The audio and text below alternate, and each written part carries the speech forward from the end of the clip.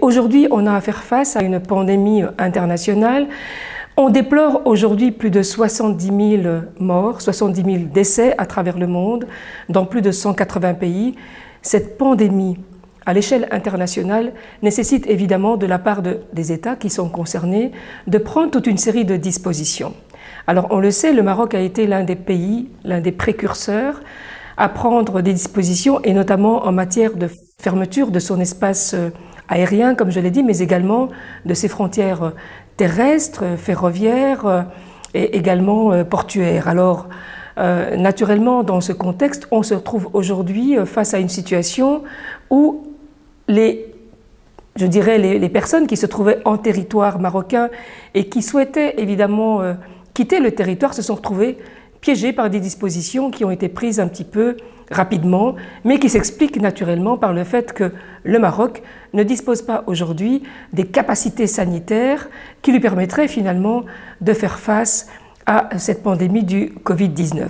Alors, dans ce contexte, nous avons aujourd'hui en Belgique toute une série de binationaux et notamment des ressortissants marocains, mais pas seulement, parce qu'il faut savoir que également les Burundais se sont retrouvés exactement dans la même situation que les Belgo-Marocains en Belgique, c'est-à-dire que suite à la fermeture de l'espace aérien, eh bien les Burundais comme les Marocains se sont retrouvés évidemment dans l'incapacité de pouvoir rejoindre leur pays de résidence. Alors, autour de ce dossier, il y a évidemment toute une polémique qui a été construite, je pense de part et d'autre des frontières. Alors je m'explique.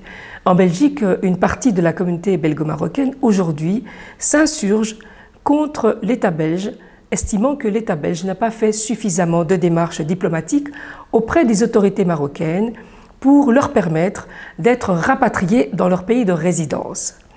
Alors, il faut savoir que le ministre des Affaires étrangères, mais pas seulement, le ministre des Affaires étrangères belge, M.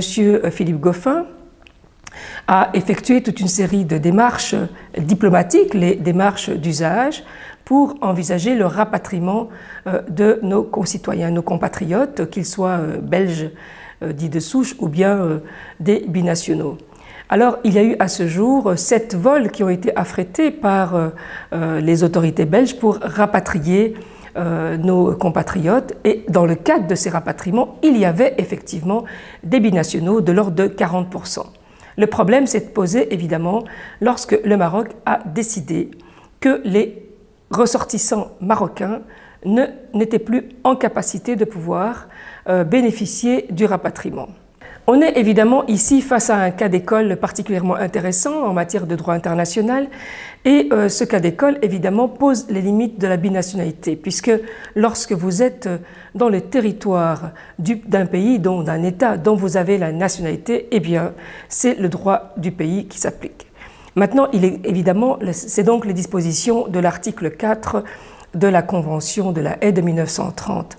Maintenant, la Belgique fait également valoir qu'il s'agit aussi de nationaux belges, mais au-delà, la Belgique a invoqué l'article 5 en précisant effectivement qu'il y avait naturellement dans le chef de ses compatriotes le fait qu'il réside en Belgique. Et donc, la Belgique n'a pas seulement invoqué le principe de la nationalité, mais également la question de la résidence. En fait, c'est la nationalité positive, puisque en réalité, dans le cadre du rapatriement, la Belgique a aussi rapatrié des non-belges. Et ça, c'est important, je crois que c'est important de le savoir.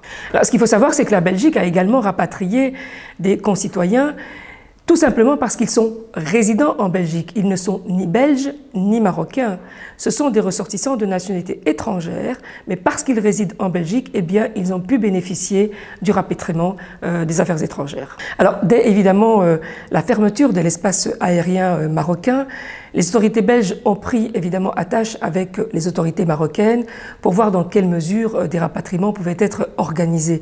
Alors, ce qu'il faut savoir, c'est qu'au-delà des 7 vols qui ont été organisés par l'État belge dans le cadre du rapatriement, il y a également eu des négociations pour ce qui est de vols commerciaux, 19 vols commerciaux sont d'ailleurs partis du Maroc après la fermeture de l'espace aérien. Alors évidemment, on pourrait aussi imaginer aujourd'hui le rapatriement dans des cas de figure particuliers. Il s'agit notamment de la question du rapatriement humanitaire. Mais pour cela, il faut rentrer dans toute une série de considérations et l'un des critères est évidemment de constater que vous n'avez pas la possibilité d'être soigné par le corps médical au Maroc et dans ce cas de figure et dans des cas de figure particulièrement sérieux, eh bien un rapatriement humanitaire pourrait être organisé. Mais aujourd'hui, je vous le répète, le Maroc ne l'entend pas de la sorte et donc il bloque tout rapatriement qui pourrait être demandé par la Belgique et je peux vous garantir que les démarches nécessaires qui ont été effectuées par la Belgique ont notamment aussi été soutenues conjointement, notamment par la Hollande, puisque les Pays-Bas ont également envoyé un document conjoint, une demande conjointe avec celle de la Belgique, sensibilisant à la question des binationaux marocains, puisqu'il faut savoir qu'aujourd'hui, pour ce qui est des binationaux marocains belges, eh bien, on peut compter environ 530 personnes qui sont en attente d'être rapatriées, dont une centaine sont réellement résidentes en Belgique. Alors, il y a eu d'autres démarches qui ont été également appuyées à la demande aussi de notre ministre des Affaires étrangères, M. Goffin. C'est une demande qui a été faite par l'Union européenne, par le haut représentant, M. Josep Borrell. Et malheureusement, il faut savoir que le Maroc ne campe finalement sur ses positions. Et donc, on espère pouvoir débloquer la situation, j'espère en tout cas dans les jours à venir.